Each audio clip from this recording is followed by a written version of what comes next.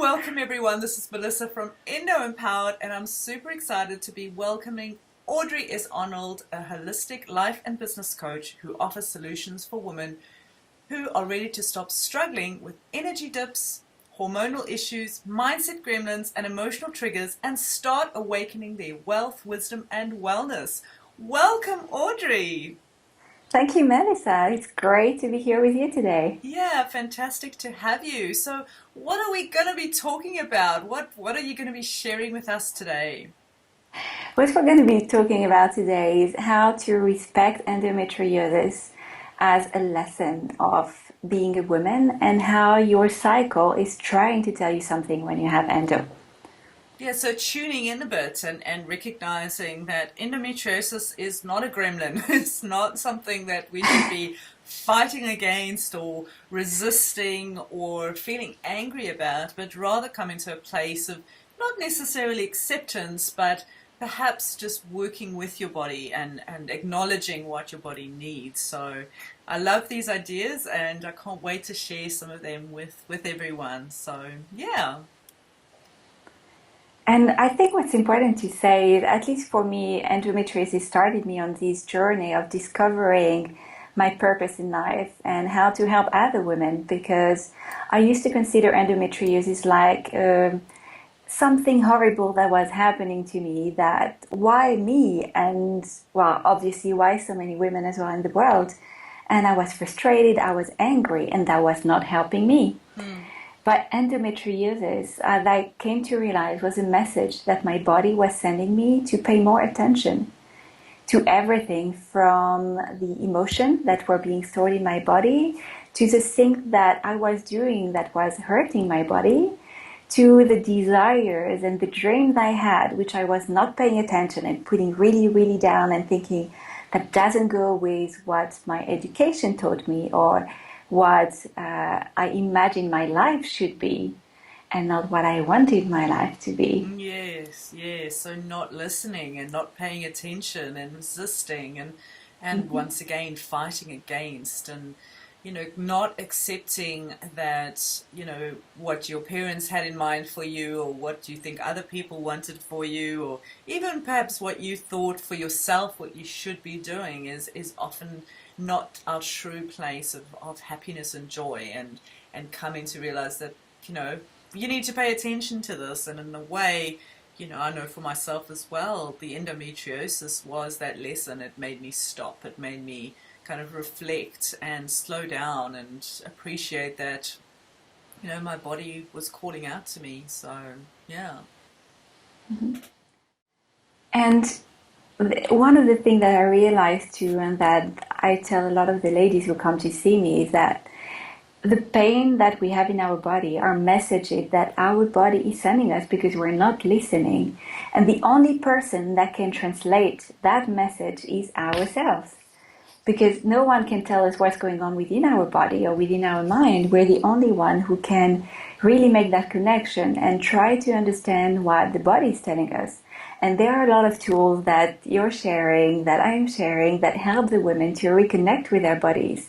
But at the end of the day, it needs to be something, a desire that comes from that particular woman who wants to reduce her endometriosis symptoms or get rid of it, and to say, I am ready, I want to make the work.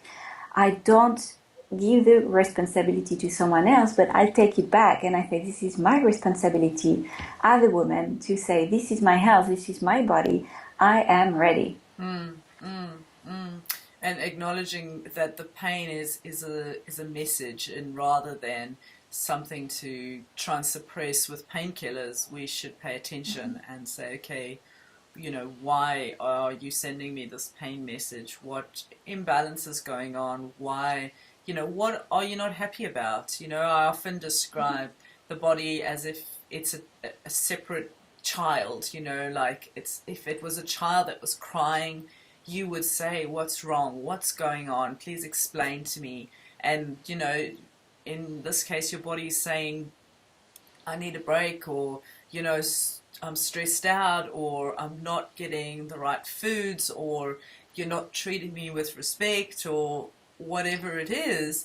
And we have a responsibility towards our health and towards our bodies, but we're also in a position where we can be empowered about what we can do for our bodies. So by listening to that, we can actually say, okay, this is my guide. You know, in a way, I always thought of endometriosis like, because we have that measure every single month, okay, here's my period and it's telling me, you know, I'm still in pain. That's a measure. You know, you've got a month to test out things and see, okay, if I take it easy this month, if I do more breathing exercises, if I nourish my body better, if I do yoga, if I, whatever you want to try, you have a month to play, to test, to see.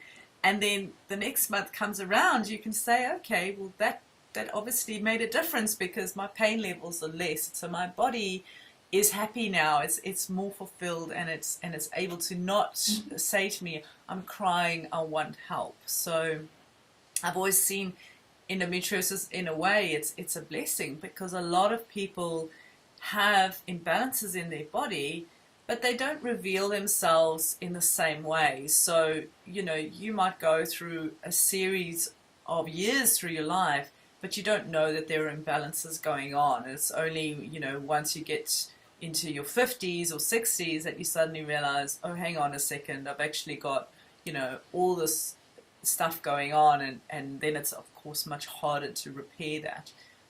So yeah, and pain is a sign. It's a sign of something is not right, and you know, just pushing it down with painkillers, it doesn't make it fix itself. It's, you know, it's not something.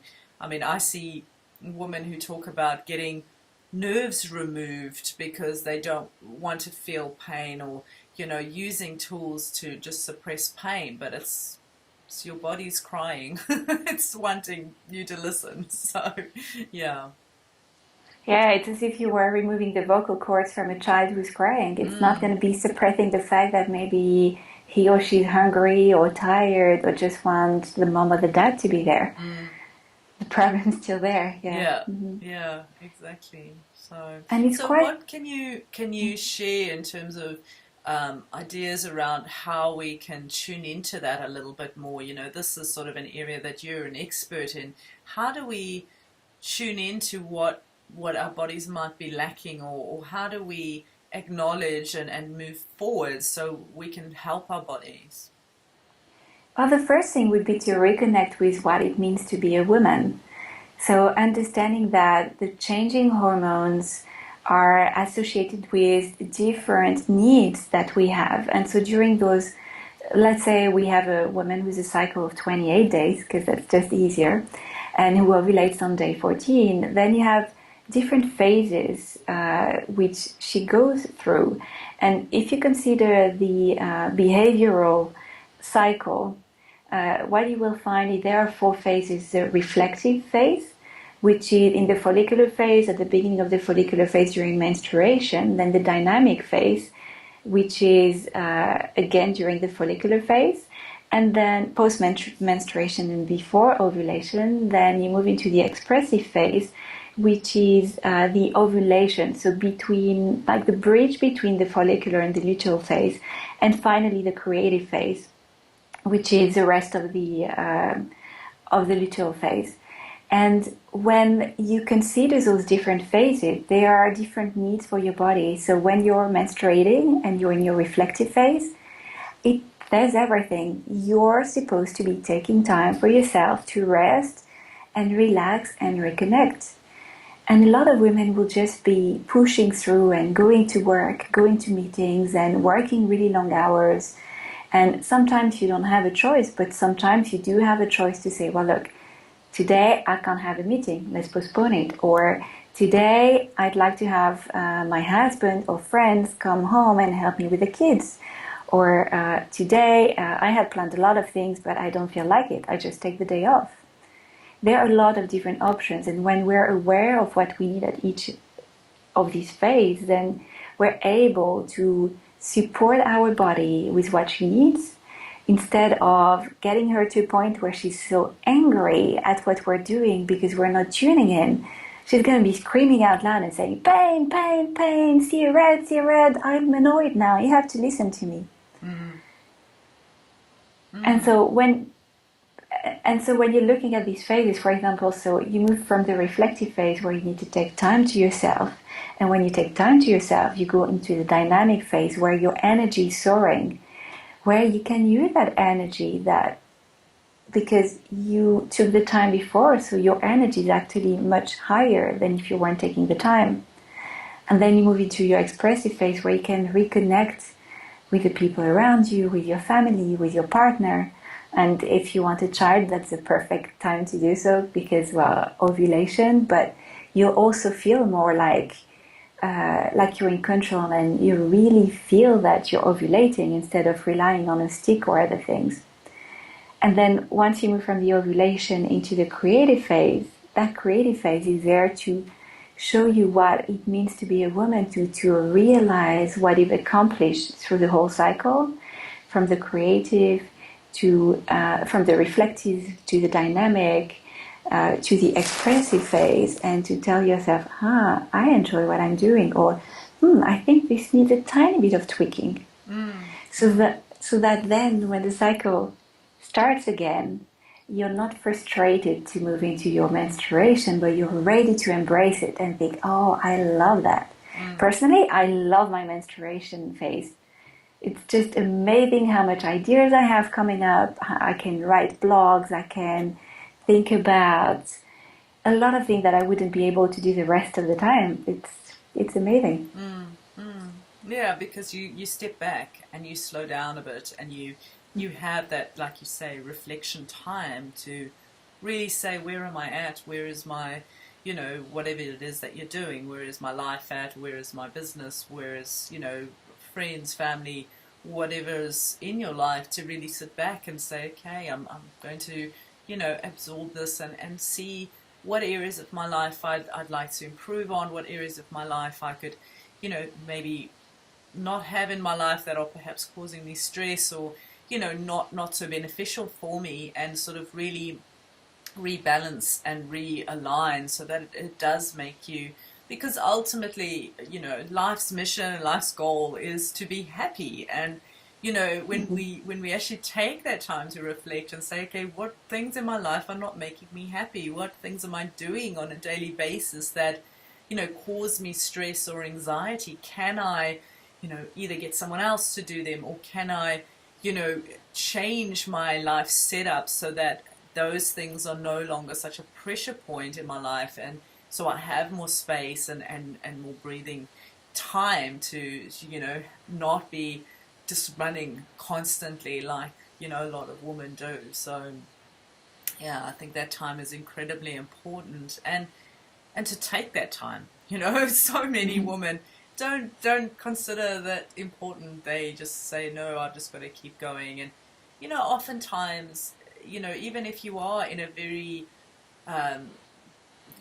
important position, or you have a business, or you're in a position where you have a lot of responsibilities, it's actually really important to have moments where you strategize, where you think on a big picture scale, because those are the moments where you can really grow in terms of your career or your business, because it's like, okay, there's things that I'm doing that aren't really getting me further ahead. There's things that are causing me stress, which they're possibly not my zone of genius, things that I'm good at. Maybe I should be asking for someone else to do them, or hire somebody else to do them. And in that way, you can free yourself, and you actually move forward. You actually do things that are helping you to develop yourself and to achieve what you want out of your life. So yeah. And very often you'll be noticing that as you really pay attention, there are a lot of things that you were experiencing before, like the pain or even the cravings. A lot of the women I work with will tell me, I have horrible cravings before my menstruation. And then we tune into their cycle, and suddenly they tell me, did you know that for the past 2 months I had no pain and no cravings? That are, Yeah. here you are. Yeah, because you're fulfilling something that's what your body really wants. Often the cravings are coming from a place of, I'm not getting something, I'm missing something. And so we seek that generally externally. That's how we've been trained, it's like, oh, I'm missing something, I need chocolate, or something's lacking in my life, I need something external. Meantime, oftentimes it's just you need to just reflect and tune inward and say, okay, what is it my body needs at this moment? So what do you recommend for women who have those cravings? Well, it would be, I mean, the first thing that I notice is that a lot of women are afraid of fat. And very often we're just missing it. And so when we want something sweet, it could be because maybe we haven't had enough food to sustain ourselves, so that our blood sugar is crashing. You add a bit of fat on top of whatever you're eating, provided it's, like vegetables and healthy food and not just processed food. And it's going to help you just stay satiated for longer. Very likely it's going to help your brain to feel happier too. And then you don't have your cravings anymore. Yeah, And when like you have my some, favorite, what I always recommend just before your period is um, a, a small bowl of coconut yogurt, which is very, very beautiful fat and it's healthy fat. And I put some molasses, which is high in magnesium and calcium, and magnesium is often what your body needs at that time of month. And some sprinkles of, whatever nuts or, something. And just that as a little treat is just so satisfying, and just, really you can feel the body almost going, ah, I feel better. So, yeah. But Mhm. also, I think, coming back to what is it that I need emotionally and what do I need, for myself, I think that's the time. I describe the cycle a little bit like seasons, so you have Mhm. winter season is reflective and slow down, that's during a cycle, and then you come into, spring, and, that's sort of your you start the month and you develop the energy, and then you go into summer, and that's when you have lots of ideas, and then you go into autumn, and it's sort of moving towards. So I often reflect on that, and I often sort of say, okay, well, this is where I'm at this time. So when it's winter time, it's time to just hunker down, and not go out as much and not do as much, and just be still for a bit, read a book, so do things that are not so high energy and high impact, and, in terms of mental stimulation, and also physical stimulation. So, yeah. And it's really beautiful when you tune into your cycle, because you'll discover that maybe you have phases after phases. So, in the sense of you have one cycle and then you have another cycle, and the two cycles are different. So, perhaps in your reflective phase, you'll be meditating, and perhaps in another one, you'll just be writing, and perhaps in another one, you'll be doing something different. And the same for all the different phases.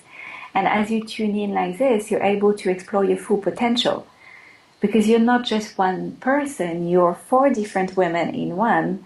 And these four different women, you give them the option to and the opportunity to come up and show to you what they're able to accomplish. And I think that the amazingness of being a woman, it's it's in French we say formidable. It's just really so amazing that we have to be tuning in and accepting it and saying that it's a blessing and not a curse. Ah, wonderful. Well, thank you so much for sharing your insights with us today. And we're going to provide a little bit more guidance in some info about you, and also some ideas around how to nurture your cycle and how to look after your body and love your body even when you have endometriosis. So yeah, I'm sure the ladies will appreciate it. Women can find out more about you on lotuspowerhealth.com. And Mm. thank you so much for sharing and for being here with us. My pleasure, Melissa and ladies.